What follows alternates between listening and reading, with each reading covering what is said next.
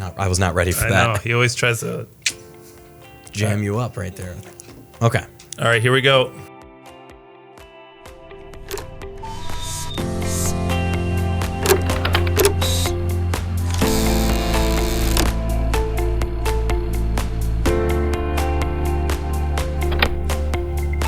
Welcome to the Immersive Lens, the podcast exploring the technologies reshaping how we live, work, and learn. From AI and virtual reality to creative media and design, we are diving into the tools and ideas shaping our connected world.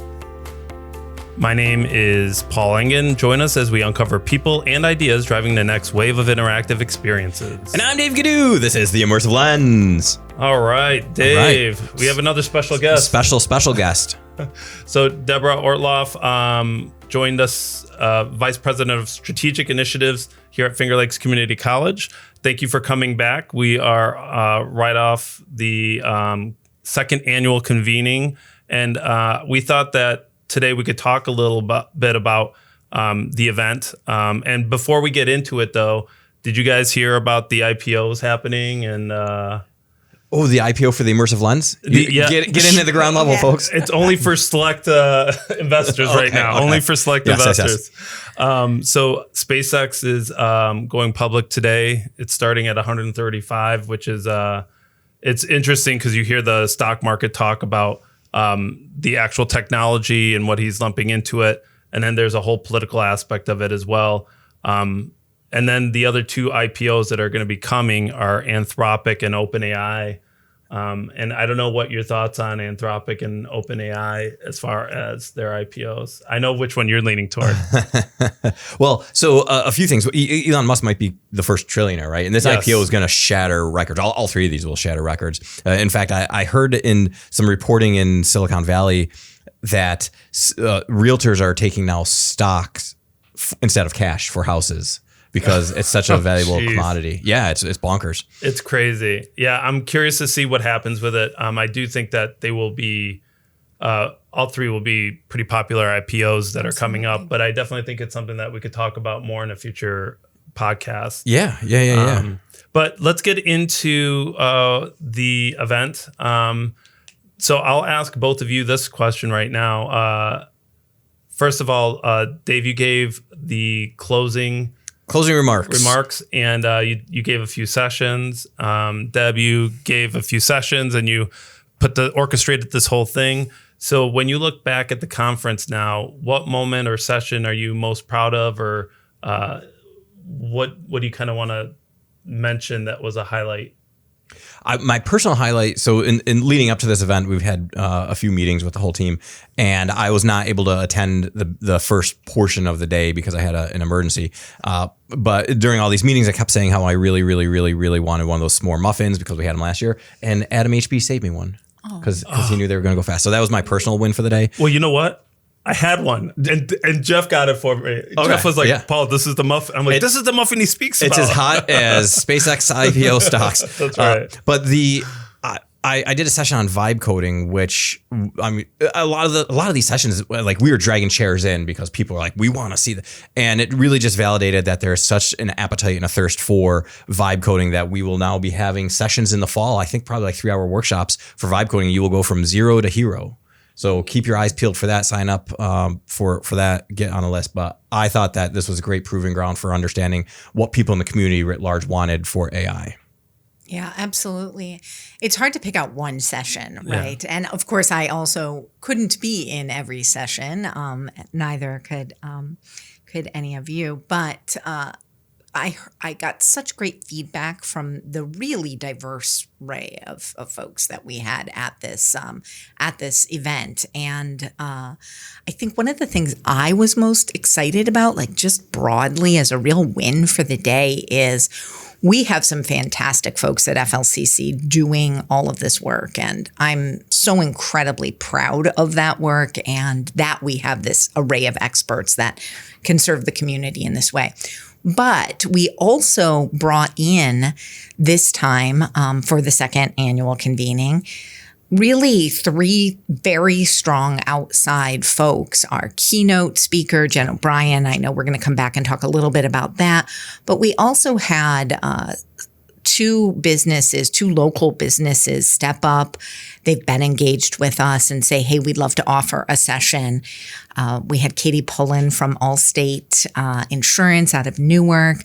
Her session was so on target about small businesses and discovering your AI stack, just really thinking about this idea of more than one tool. How can these tools help you?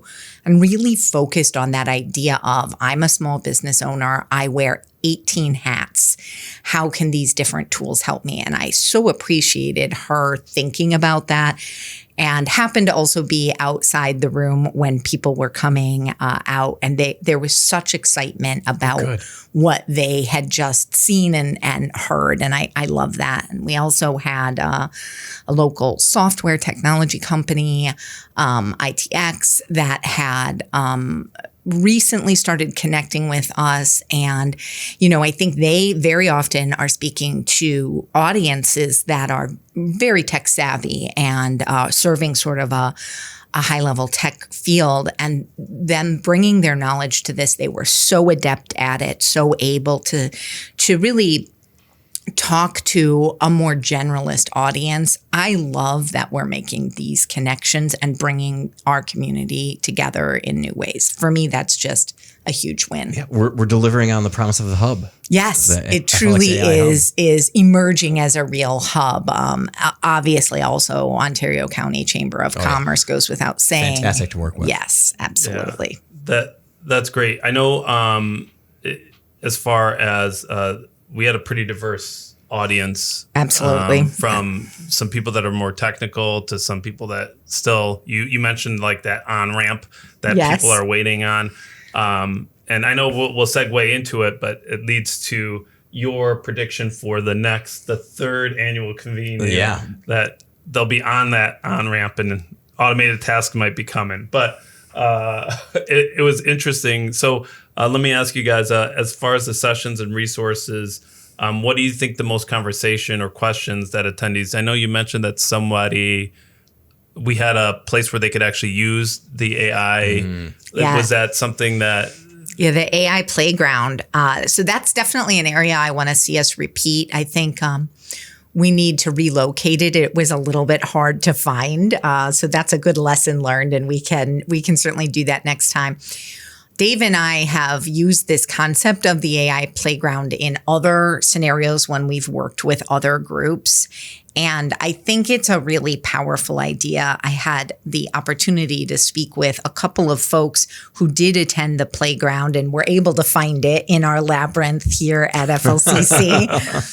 But what they came away from was such a powerful reminder of why it is we wanted to have that playground there. So just one example, I spoke with a woman who works for a local municipality, and she'd gone actually to the session that I taught. So I, was able to talk with her a little bit about that. And what was your session, Deb? On infographic development, using data to develop infographics. So she and I conversed a little bit about that session and what that meant for her and her work. And that, of course, is always very gratifying to hear. But more specifically, she chose for her third concurrent session to go to the AI playground and gave me some great examples of how she just went in there. And while we had lots of prompts for people to try, so you didn't need to have an idea, we had some for you. She went in with the ideas she got from her first two sessions and started playing and started really building ideas right then and there and applying that knowledge. I loved hearing that. That is a great design principle too. So the next year we should do that. Anyone who's presenting should have prompts that people can try in the playground. Yes. That's great. And then positioning it so it's easy to get to. There and exactly. Signage was Signage is, as I said, we have a labyrinth, but I have some ideas of where we'll move our playground to next. Paul, what was your favorite moment of yesterday, by the way? So I'll be honest with you. I loved the keynote and I loved your your closing. I thought that it gave slightly different perspectives on things. I know our opening keynote, I thought she really connected with associating it with a real graphic design person, fearing about AI and positioning. And you hear that, there is this real fear to this. And I thought she did a nice job in positioning it. And I like how, things are evolving. And she mentioned at the end that maybe if she comes back next year, it's no longer marketing. It's going to be something else because, maybe that term is going to be shifting. So there is no more typists, right? It's changed as far as the position goes. But it was really interesting to hear that perspective. And then at the end, I loved your messaging and how you positioned AI, because it was positioned slightly different. Yeah, that was not planned. Yeah. And I loved your projections. And it could be because we're connected, but it's the same projections that I would have thought. And in fact, you spoke about RAG, and I spoke about RAG in our session on it. In our session. And that's the retrieval augmented generation, where it like only pulls answers from your own content. Yes. And I think that it's an important aspect that people don't understand. So in my session, I broke down terms because, people don't understand tokens. They don't understand RAG. They don't understand the privacy elements, even though the training elements and all of that stuff. So I tried to break out some of those terms, but I really liked how you positioned it. And again, there is, if you look at this in a fearful way versus a tool, I think that that's something that is a distinction when we talk about AI, because I think it has to be human led. And I think that it is a tool to expedite, but that doesn't mean it should take away things, if that makes sense. Mm-hmm. Yeah. So. And I was in that talk, I'll talk about the potentiation line, which is kind of like if you are in a domain of like your domain of excellence to say like graphic design, then when you use AI, you're really like retreating to the mean, because it will operate at like middle and you're well above that. But if you're operating and you're doing things, say in social media, maybe, and I use an example, like I don't do social media, I don't understand it, but I know that I need to kind of have it. So like maybe it's okay to use AI to do my social media posts for LinkedIn and Facebook, because I don't have the time to do it. I don't have the expertise.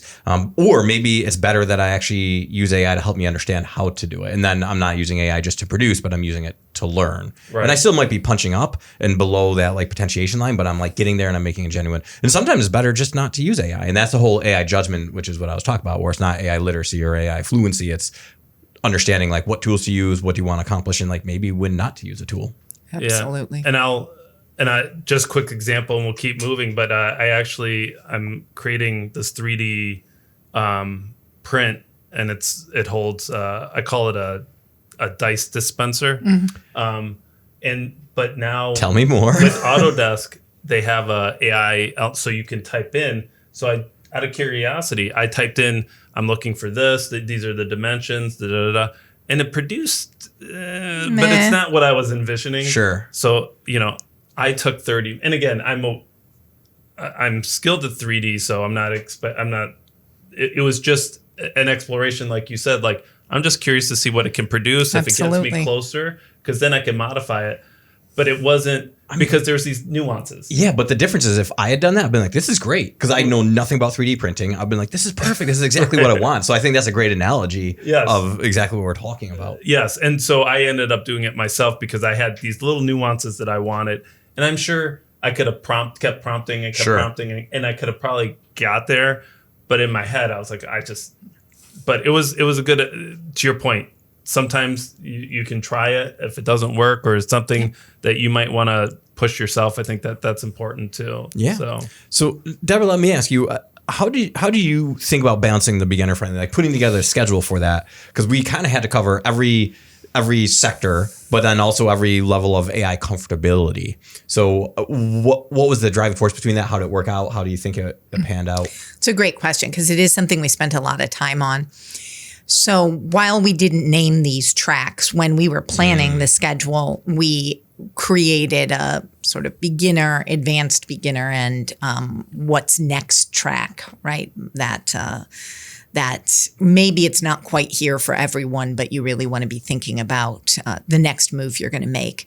And then in addition to that, this year we also added the conversations, which we had not had previously, We hosted one with Jen O'Brien so people could follow up directly with her. We hosted the environmental conversation, which I think was really important to bring in and well attended.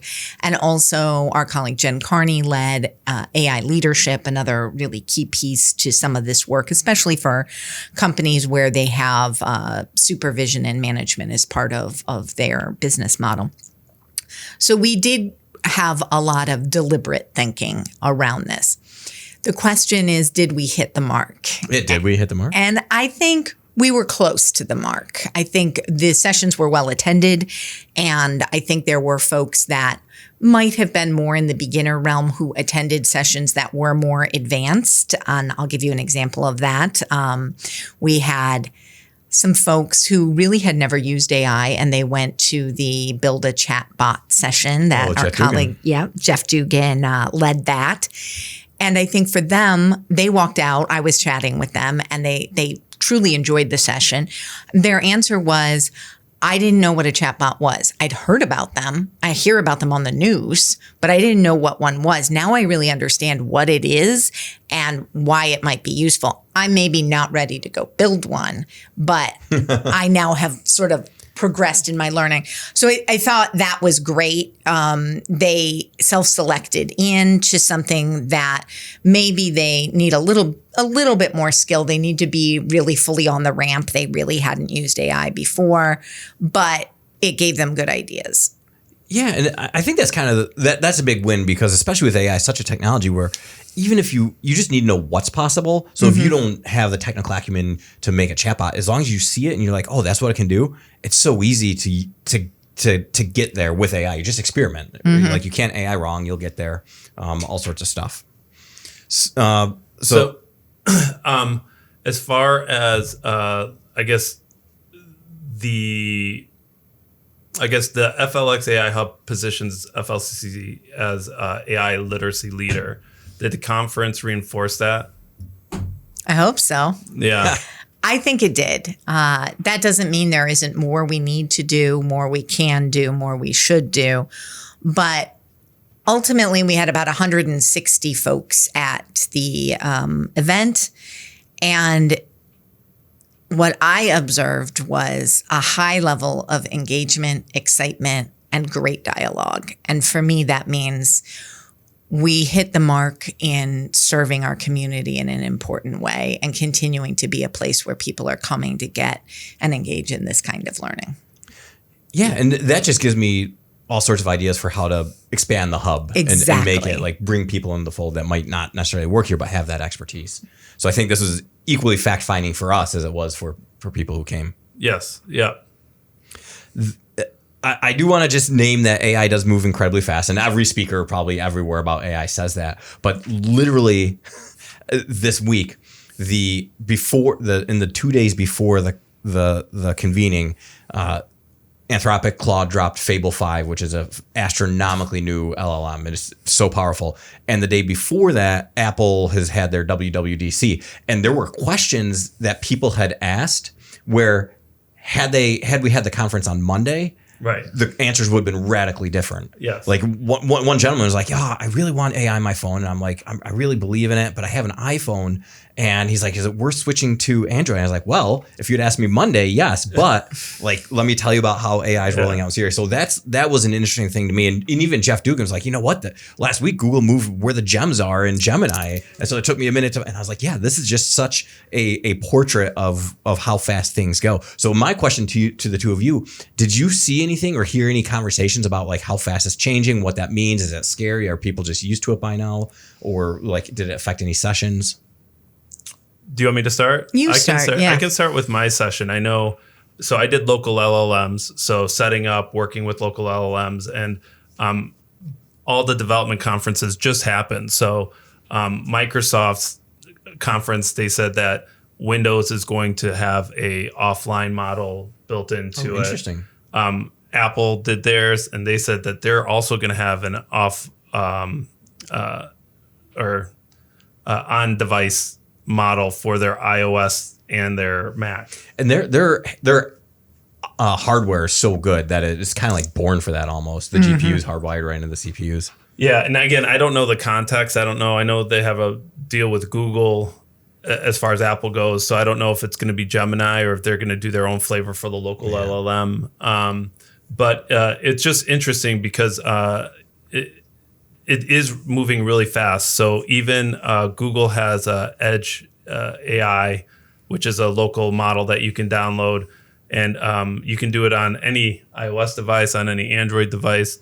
And I know you alluded to that even in your keynote, that this is the direction it's going. But these are all things that are just like are happening like right within now. the week. Yeah. Also this week, so Gemma 4 has a 32 or 31 gigabyte or 31 billion model for local models. So it's just so fast. Yeah. How about you?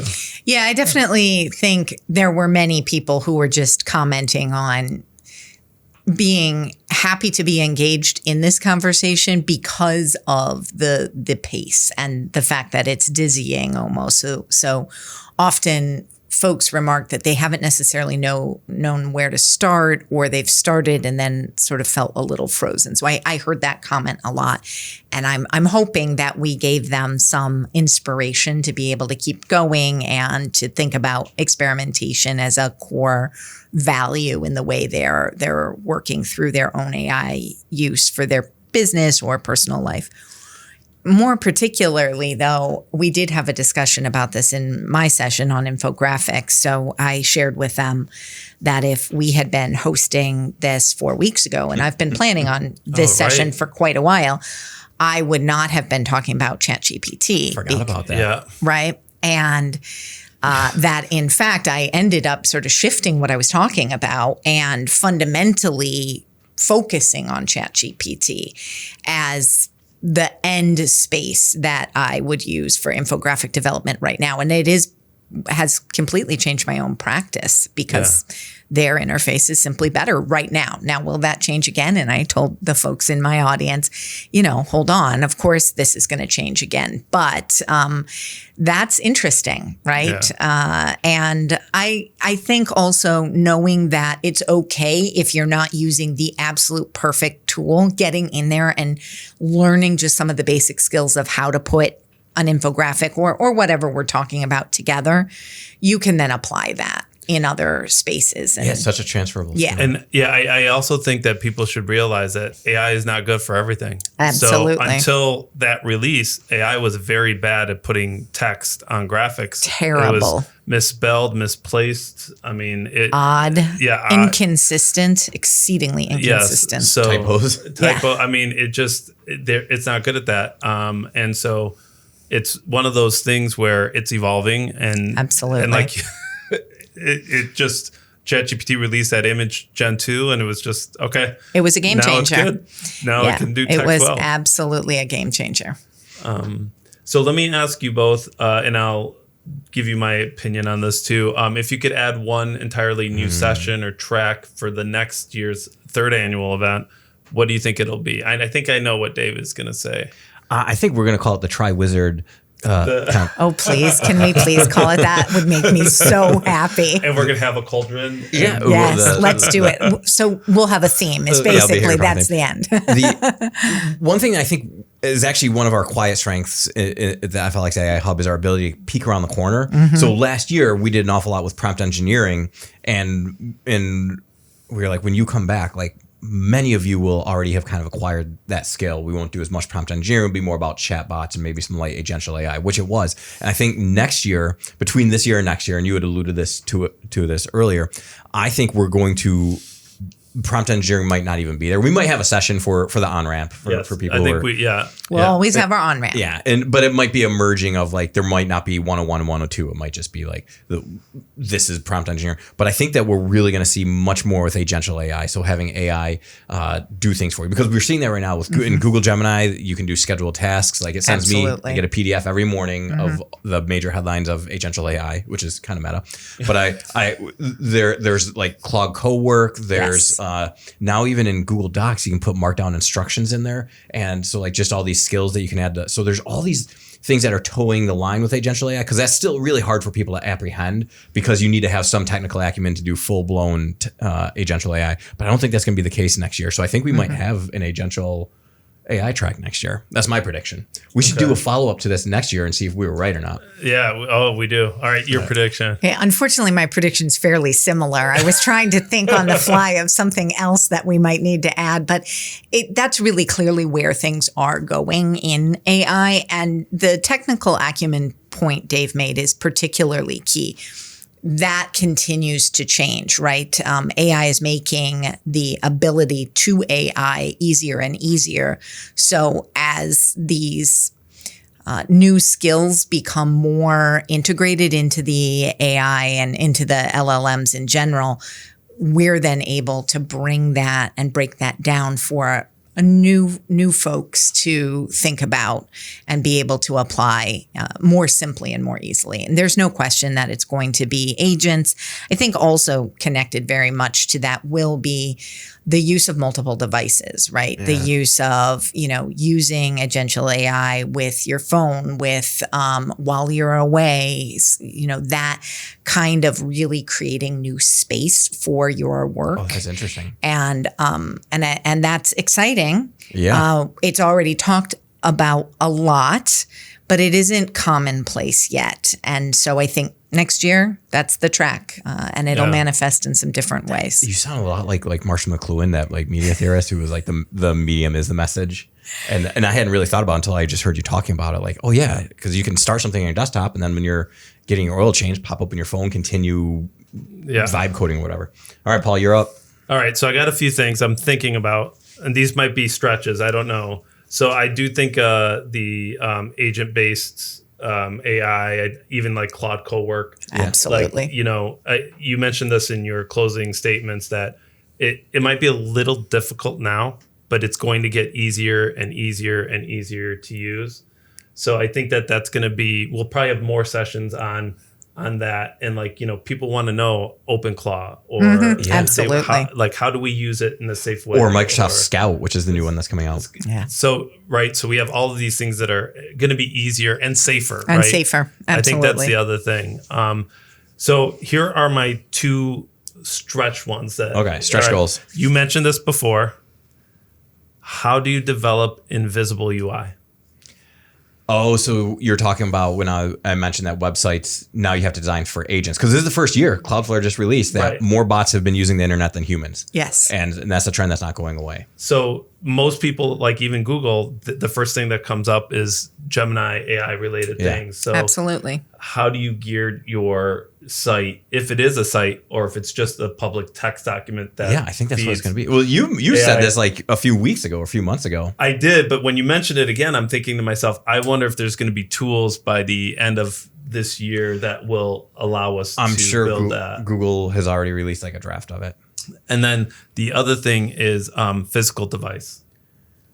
So can you create a smart coffee cup that understands when it's cold or hot, or it feeds off of AI? So the Internet of Things concept becomes more of a AI of things that all communicate together. And again, no, that's interesting. And I think one step that is actually kind of merging both your ideas is when I was listening to how Apple's thinking about AI, they're like, most people will go to Gemini or go to Claude on their phone, but like we might not even have those apps. It might just be such general intelligence that everything you're doing on the phone is being seen by AI and being used locally. Yeah. So that like AI just becomes kind of like, I saw this woman who is a runner and she got like these exoskeleton legs. Yeah. And she's like, I just have to think about it and it like carries me up the stairs. Yeah. When she was like running up these stairs. And I think that's what this AI is going to do when it's at the operating system level, like you're talking about. Yeah. And then obviously glasses. And the glasses. I still think glasses are going to be for real this time. That's right. and whatever Joni Ives is working on. Yeah, Johnny. Yeah.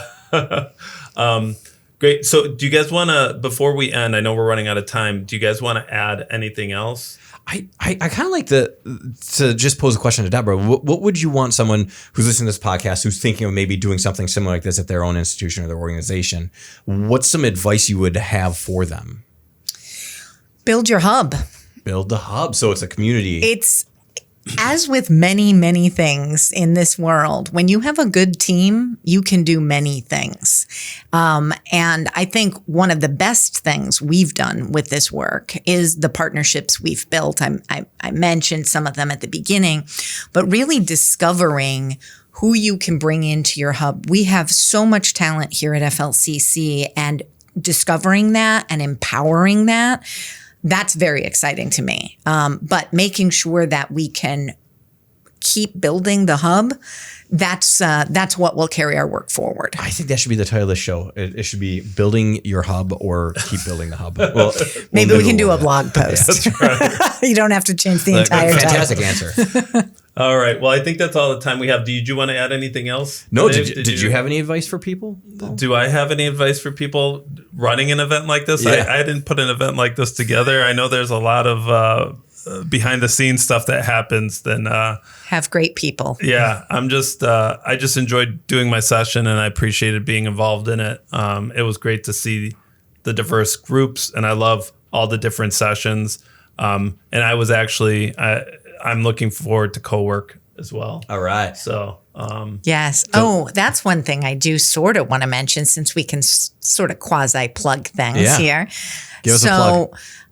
One thing we definitely have been thinking about, but I think was reinforced by the learning we all did together at the convening, is we want to start offering slightly more intensive workshops. That won't replace the convening. I think that's an important thing that we'll continue to do. Snacks, right? Until the next big snacks convening. Until the next big event, but also so folks can come in and do a little bit deeper learning on a particular topic. Co-work. Mm-hmm. We've already promised that will be one for the fall.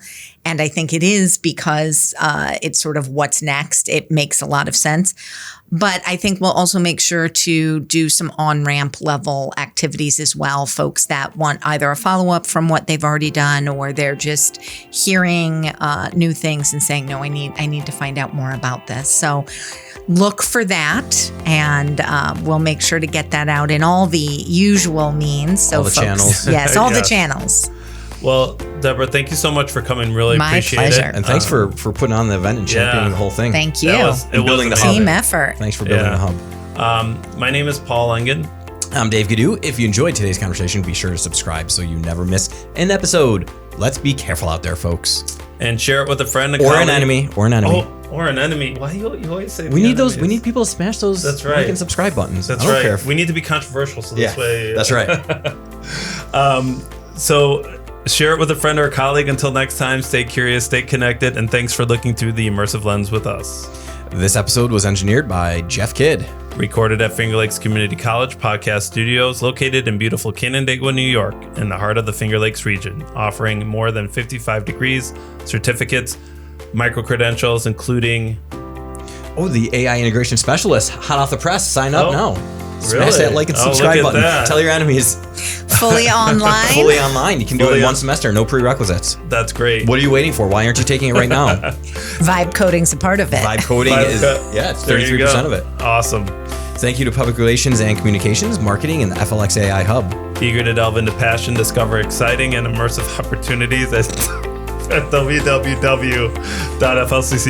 See, Dave always messes my W's up. We're like shared Google Doc. You just read right from the document. I know. I should have just read it. As part of our mission at FLCC, we are committed to making education accessible, innovative, and aligned with the needs of both learners and employers. The views expressed in this podcast are those of the host, guests, and do not necessarily reflect the official position of Finger Lakes Community College. Or their enemies. Music by Den from Pixabay. This is the Immersive Lens. Thank you again for coming. Hey, Jeff, this monitor went off like 20 minutes ago. Is that bad? That was good, Dave.